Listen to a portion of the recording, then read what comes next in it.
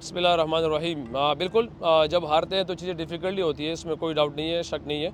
मगर अगर आप देखे जाए तो जो मिस्टेक्स है वो हमें नज़र आ रहे हैं, और ये भी है कि अल्हम्दुलिल्लाह उसमें हम कोशिश कर रहे हैं कि कहीं पे वो उसको बेहतर किया जा सके। तो ये अच्छी बात हमारी सिर्फ ये है कि ठीक है, हमारा रिज़ल्ट अच्छा नहीं है, मगर जो मिस्टेक्स है वो हमारे सामने है, उस पर कोशिश करें कि जल्द से जल्द उस पर काबू किया जाए। रिजवान भाई, कैमरे में देख के बात करें। अच्छा। 235 रन चेज हो गए, क्या बॉलिंग में डेप्थ कोई नजर नहीं आ रही जिस तरह पिछले साल थी? देखिए, अगर आप मुल्तान सुल्तान की टीम देख ले तो हमेशा से हमारे पास अनएक्सपीरियंस बॉलर रहे हैं। मतलब जो यंग, जो हमारे पास अक्सर लॉट आ जाता है, फिर अल्हम्दुलिल्लाह उसको अल्लाह पाक इतना परफॉर्म कराया था कि वो पाकिस्तान टीम के लिए वो अवेलेबल हो जाता है। मतलब यहाँ तक कि परफॉर्मेंस 235 का चेज़ होना पहला मैच था, बिल्कुल। और उससे काफ़ी जो हमें चीज़ें मिली है कि मुझे सीखने को कह सकते हैं। तो अल्हम्दुलिल्लाह अगर आप देख रहे हो बाकी मैचेस में हमारी बॉलिंग हम कह सकते हैं कि अच्छी है। जहाँ मिस्टेक्स है वो मिस्टेक मेरे ख्याल से हमारी फील्डिंग में, जिसकी वजह से अगर हम अपॉर्चुनिटी दूसरे बैट्समैनों को दे रहे हैं तो बजाय 11 के आउट करने के हम 13-14 के लेके जा रहे हैं। और पीएसएल जैसी विकेटें हों या यहाँ पे ऐसी कंडीशन होती है, तो इस पर आप किसी बैट्समैन को बार बार चांस नहीं दे सकते। इरफान, वो खेल चुके हैं आप, अभी तक आपको कोई कॉम्बिनेशन नज़र नहीं आया, तो क्या वजह समझते हैं एज अ कैप्टन?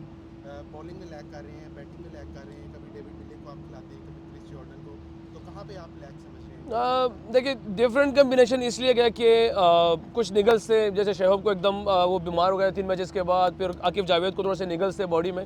और जहाँ के सबको पता है कि जब फ्रेंचाइज क्रिकेट होती है तो इसमें से अगर आप 3-4 ओवरसीज़ खिलाते हैं, इमर्जिंग खिलाना पड़ता है, जिसकी वजह सारी कम्बिनेशन ऊपर नीचे करनी पड़ती है। तो ये एक चीज़ भी सामने है, क्योंकि इसमें अगर आप देख लें हमारे पास पाकिस्तान के स्टार्स बेंच पे इस टाइम जो करंट प्लेयर है, जिसकी वजह से हम उनको भी खिलाने में थोड़ा सा हमें सोचना पड़ रहा है, क्योंकि हमारे बड़े बड़े स्टार है पाकिस्तान के। तो वो कम्बिनेशन की वजह से सिर्फ इसी वजह से हो रहा है, और बाकी जो अक्सर एक आध चेंज किया जाता है तो कंडीशन को देख के ही किया जाता है। रिजवान, वन डिफीट कितना टफ है, सिर्फ एक डिफीट की बजाय नहीं नहीं, ऐसा हम इसके बारे में नहीं सोच सकते कि हमारे पास सिर्फ एक डिफीट के हैं। अब हम तो इसके भी नहीं सोच रहे हैं कि इंशाल्लाह एक क्यों हारें, क्योंकि हम जो भी टीम होती है, सिर्फ हम नहीं, हर एक टीम आती है जीत के लिए आती है। और मगर जिस तरह अभी सब देख रहे हैं कि जिस तरह पॉइंट टेबल चल रहा है, तो हमें तो बिल्कुल क्या कहते हैं, हम सिर्फ एक एक मैच सोच रहे हैं, मगर मुझे हमें परेशानी इस बात की नहीं हो रही जो पॉइंट टेबल इस टाइम है, क्योंकि हमारी जो नीचे की जितनी भी टीम है एक ही तरह है। हाँ, इस्लामाबाद की टीम बिल्कुल टॉप पे, जिस तरह वो डिफरेंट खेल रही है, मगर बहरहाल हमें परेशानी इसकी नहीं होनी चाहिए, और मगर हमें अच्छी क्रिकेट खेलनी चाहिए, और आगे इंशाल्लाह जितने मैच में फोकस है इंशाल्लाह। Is that right? You played so many times in Bangladesh and now you play in PSL. How do you see the young talents in Bangladesh like Nahid Rana, Rishad Hussain and others? Can I give you answer in Urdu as well? You understand Urdu? Okay. Rishad Nahid is like sorry, Nahid जो है ना वो बहुत अच्छा player है, बहुत अच्छी तगड़ी बॉलिंग की है नाहिद राना ने, मगर अभी अवेलेबल देखा नहीं है टूर्नामेंट में, पता नहीं क्यों, अल्लाह वाला मुझे नहीं पता। मगर रिशाद की बात की जाए कि वो बहुत तगड़ा स्पिनर है, उसने बहुत अच्छी बॉलिंग की है। सबको पता है कि पीएसएल स्टैंडर्ड बहुत हाई है। अगर इस स्टैंडर्ड में जिस तरह वो बॉलिंग कर रिशाद और लाहौर के अंदर का प्रायोरिटी बन चुका है, तो इट मीन्स कि वो बहुत हाईली प्लेयर है बांग्लादेश के लिए भी। पिछले मैच में इफ्तिखार अहमद और क्या हुआ, आप उसमें इन्वॉल्व हो गए, तो हकीकत क्या है उसकी, क्या होना क्या चाहिए? हकीकत मुनरो और इफ्तिखार के दरमियान जो हुई है यार, मेरे ख्याल से जो मैं समझता हूँ कि अगर कोई भी एक्शन हो वो अंपायर और मैच रेफरी का काम है। वो हम सिर्फ इसलिए हम भी यही गए थे कि यार अंपायर का काम है, अंपायर को करने दे।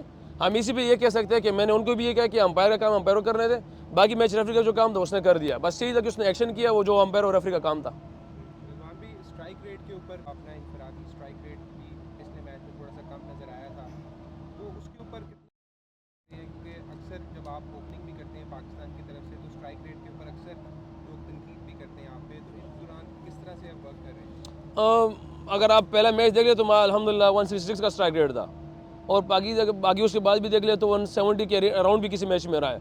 मेरे ख्याल से हम इस चीज़ को ज़्यादा, मैं पर्सनल इन चीज़ों पे ज़्यादा गौर नहीं देता। मुझसे अगर गाइड करती है, मुझे सामने क्या, इंशाल्लाह उससे डिफरेंट करके दूंगा जो भी होगा, अल्लाह के कसम। मुझसे नहीं बल्कि बाकी प्लेयरों से भी जो हमारे पास पाकिस्तान में कैपेबल है, कोई भी डिमांड करके दे, कोई भी कहे कि यार हमारी ये डिमांड है, ये करके दे, इंशाल्लाह डिफरेंट होगा। मगर जहाँ तक बात यहाँ की आएगी कि यार हम सिचुएशन को देखे, वेदर्स को देखे, कंडीशन को देखे, पोजीशन को देखे, तो उस हिसाब से जब अपनी रिक्वायर्ड देखते हैं कैसी तरीके से अपनी टीम को बेस्ट दे सकते हैं, अपनी टीम को जिता सकते हैं। इंसान है, हम कमज़ोर हैं, हमसे गलती हो सकती है, एक चीज़ हम जो कर चाह रहे हैं शायद उसमें सक्सेस हो या ना हो, मगर अपनी चीज़ों के मुताबिक, अपनी अकल और उसके मुताबिक, तो उसके मुताबिक हम अक्सर जगहों पे देखते हैं कि यार जगह उस चीज़ की डिमांड क्या है। सम टाइम पिच मिल जाता है 220 का, सम टाइम पिच मिलता है 190 का। अगर हम तैयारी कर रहे थे, अगर इंटरनेशनल क्रिकेट देख लें तो हमारी तैयारी 220 प्लस की थी। अमेरिका में पहुंच के 109 119 चेज नहीं हो रहा था। तो ये कुछ चीज़ों को ऐसे देख के बैलेंस ही करना चाहिए कि यार वो आपको हर चीज़ में खेलना आना चाहिए।